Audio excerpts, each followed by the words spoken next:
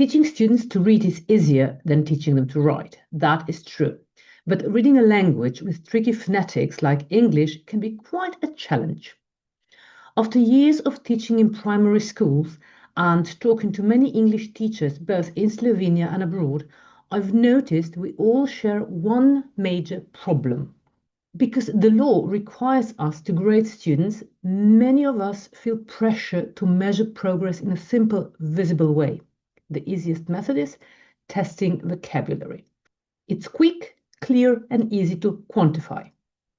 But reading and writing, well, they take time. And with only 2 English lessons per week, teachers often feel that spending too much time on phonics or reading strategies means losing time for the vocabulary they need to grade. Well, that is one side of the story. The other side is this. If you know how, you can actually combine grading with literacy work through phonics. Children might not learn a long list of words from one topic, but they'll pick up a rich mix of vocabulary from many topics. And more importantly, they'll know how to use those words. They'll know how to read them and eventually how to write them. Let's see how.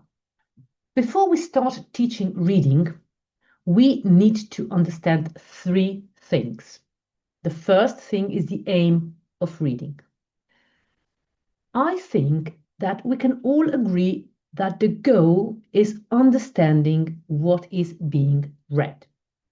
It doesn't matter whether it is a single word, or if it is a sentence, or what we all aim at, a text. Comprehension is always the point. The second thing is understanding what reading actually is. So reading is a cognitive process and it happens in the brain. And within that process, there are several key components or skills: word decoding, fluency, and text comprehension. Now, comprehension is more than just knowing what the words mean. It's also about understanding the implied meaning, the things that texts tell us without saying them directly. For example, I'll give you a sentence. The road was slippery wet, so he walked slowly. A good reader can infer that it probably rained, even though the text never says so. That is reading. It is not just decoding words, it's making meaning from them. The third thing is knowing how reading actually works. When we read, the information from the text is stored in what is called working memory. Okay, this short-term storage helps us hold the information long enough to make sense of what we've just read. But there's a challenge, because our working memory has a limited capacity.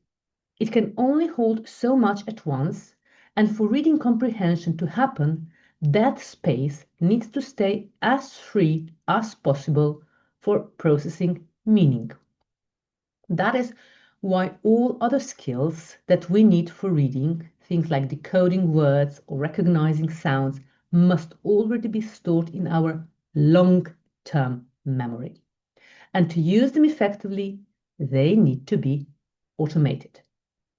For example, if a reader still struggles to decode words, if they have to stop and think about each word one by one, the working memory gets overloaded.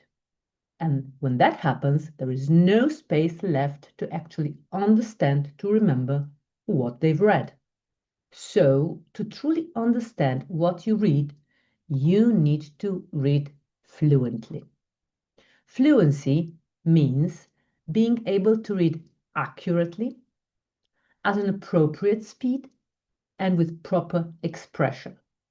It's that smooth, natural flow that lets your brain focus on meaning, not on decoding every single word.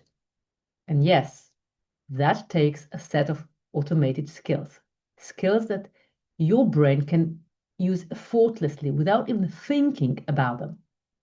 That's what allows comprehension to happen. So let's start with accuracy, because it is the foundation of fluent reading. And only once a child can read accurately can we move on to reading speed and proper expression. So to read accurately, a few skills are needed. First one is letter recognition, knowing what each letter looks like, matching letters to their sounds, which is phonics, blending letters and sounds into words and then sentences. This is phonemic awareness, the ability to put sounds together to make words. And finally, it is the ability to break down multisyllabic words, longer words that need to be tackled piece by piece. All of these skills build accuracy, and accuracy is where the fluent reading begins. Now that we know what accuracy means, let's look at some activities that help children develop accurate reading. The first one is successive blending. Here we use simple CVC or one-syllable words to practice blending sounds together. This helps children connect sounds smoothly and read whole words, not just individual letters. Next one is cover up the word ending or its continuation, peel off a prefix and suffix. These activities teach students that words often have more than one part, like a base word with prefixes or suffixes attached. There's also a fun one called Keep Your Mouth Closed. It sounds strange, but it works. Children look at any word and try to read it silently first. This helps them stop guessing and focus on reading the entire word accurately. Okay, then we have the game called minimal pairs. They're pairs of words that differ by just one sound, like big and bit. This trains the ear and eye to notice small differences, building precision. The next one is decoding sounds, words, and chunks. Here, students work on one-syllable words with any phonic pattern, practicing fluency through repetition and recognition. Another helpful one is backwards decoding, reading one-syllable words from the end to the beginning. This one is not for beginner readers, but it's great for strengthening pattern recognition later on. And finally, there's one separated syllables. This focuses on longer two or multi-syllable words. Students learn to mentally break words down into syllables, an essential step toward reading bigger, more complex words confidently. All these activities help students see, hear, and decode words accurately, which is the first big step toward fluent reading. Now that students can read accurately, the next step is to help them read fluently, not just word by word, but smoothly across sentences and texts. And the key here is repeated reading. Children need to read the same text several times until it becomes accurate, automatic. The important thing here is that you, as a teacher, need to correct if there is any error in the reading at the first reading, not to move the error onto the further reading and then learn how to read wrong. The process here is simple. First, children need to read until the words are accurate. Then they speed it up a little. And finally, teacher underlines or marks where the voices should pause or rise and what chunks of words, what part of sentence needs to be read together in one go. That is how the expression starts to build up and the reading sounds natural. A great way to practice is through the activity called role play read. So in short, at this stage, we're moving from reading words to reading like a reader. Once we've built accuracy and fluency, it's time to bring it all together. Sound, word, sentence, and text level activities shouldn't happen in isolation. They should be practiced together, step by step, but also in parallel, so skills connect naturally. Activities need to be content related, so children always read with purpose and meaning. And as they grow, make sure to level up the tasks because differentiation is a must. If you give too easy a task to a child, it will make trouble in the classroom because it is too easy for him or her, and they will find distraction elsewhere. If it is too difficult for them, they will make trouble again because their response is either fight and they will make trouble, freeze, or they will absolutely stop and be frustrated, will not do anything, or they will flee, which means they will go and find occupation somewhere else.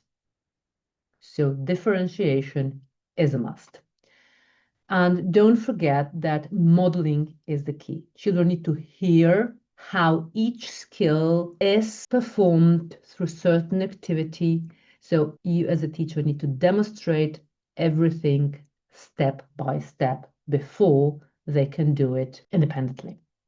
And of course, if you're teaching in a big classroom and you cannot attend to each student individually, you can set up literacy groups that work independently. That way, every child gets time and space to practice what they need most, while a teacher monitors and intervenes only when necessary and with the kids that need help.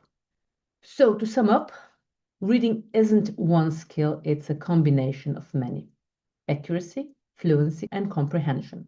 They build on each other like layers. And when we teach them purposefully and consistently, we give our students something very powerful: the ability not just to read words, but to understand the world through them. So, what we actually need to teach children to read effectively.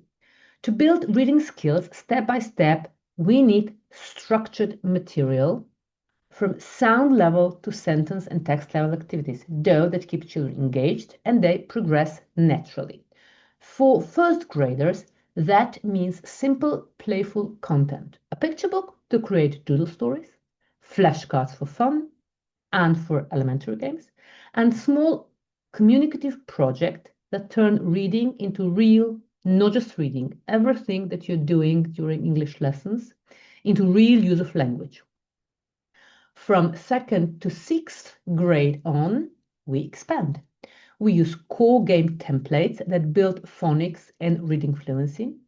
We also have flashcards for phonics learning. Then we have mapping templates to visualize phonics patterns while learning to spell words.